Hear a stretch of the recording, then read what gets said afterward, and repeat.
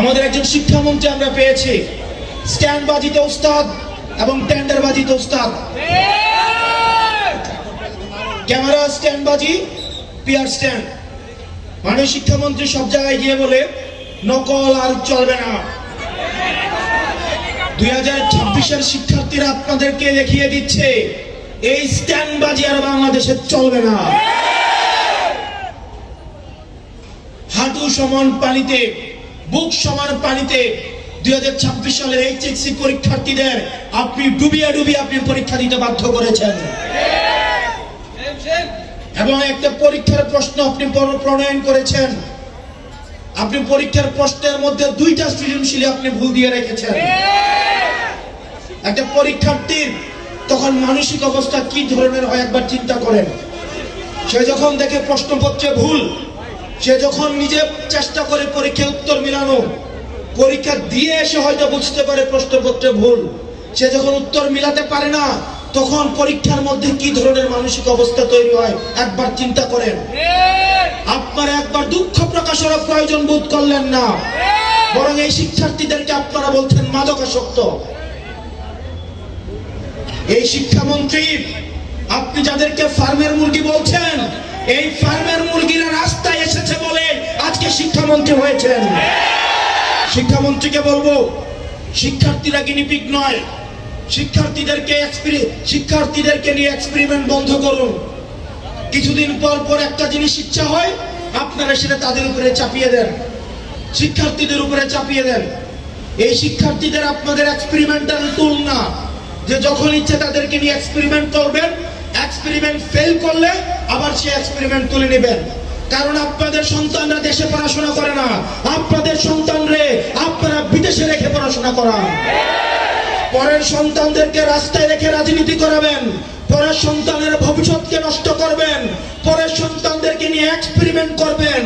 এই বাংলাদেশ নিয়ে এক্সপেরিমেন্ট আর আমরা আপনাদেরকে করতে দিব না। 2026 সালের এইচএসসি পরীক্ষার্থীদের প্রতি সংবেদনশীল আচরণ করার অনুরোধ করব।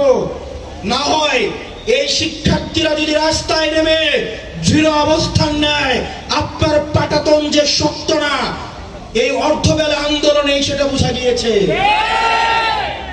প্রিয় সোনারগাঁবাসী, এই সোনারগাঁতে আমরা দেখেছি, এই সোনারগাঁর যিনি এমপি রয়েছেন, উনার ছেলে চাঁদাবাজির কারণে থানায় গিয়ে মুচলেখা দিতে হয়েছে। বাপ হচ্ছে এমপি, ছেলে করে চাঁদাবাজি, থানায় গিয়ে দেয় মুচলেখা। আমরা দেখেছি সারা বাংলাদেশে গ্যাসের হাহাকার, কিন্তু আমরা সেখানে দেখলাম রাজনৈতিক ছত্রছায়ায় সেখানে গ্যাসের লাইনের অবৈধ সংযোগ নিয়ে মেল ফ্যাক্টরিগুলি লক্ষ লক্ষ কোটি টাকা সরকারকে রাজস্ব ফাঁকি দিচ্ছে। সেখানে যে চুনা ফ্যাক্টরিগুলো রয়েছে, সেই ফ্যাক্টরিগুলোতে লক্ষ লক্ষ কোটি টাকা প্রত্যেক বছর রাজস্ব ফাঁকি দিচ্ছে। আরেকটা গ্রুপ রয়েছে, ভূমিদস্যুর গ্রুপ, মাফিয়া গ্রুপ বসুন্ধরা, সেখানে শত শত মাইল মাইল জমি তারা দখল করে নিচ্ছে, এবং তাদের কিছু মাফিয়া মিডিয়া সন্ত্রাস রয়েছে, সেটির মধ্য দিয়ে এই ভূমিদস্যু, চাঁদাবাজ এবং ধর্ষকদের পক্ষে তারা অবস্থান নিচ্ছে।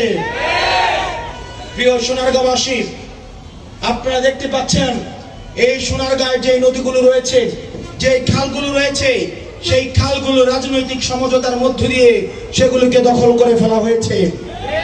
আমরা 24 পরবর্তী বাংলাদেশে এই ধরনের বাংলাদেশ আমরা চাই নাই।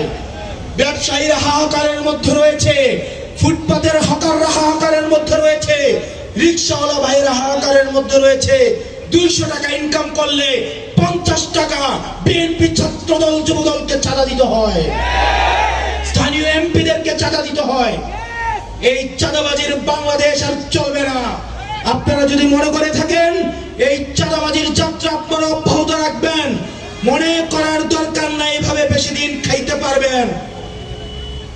হাসিনার হয়তো 17 বছর লাগছে। আপনারা এটা বলেন সত্য, প্রত্যেক দিন জুলাই হয় না, প্রত্যেক বছর জুলাই হয় না, কিন্তু যখন জুলাই হয় তখন পালানোর জায়গা পাবেন না। হাসিনার জন্য ইন্ডিয়া ছিল।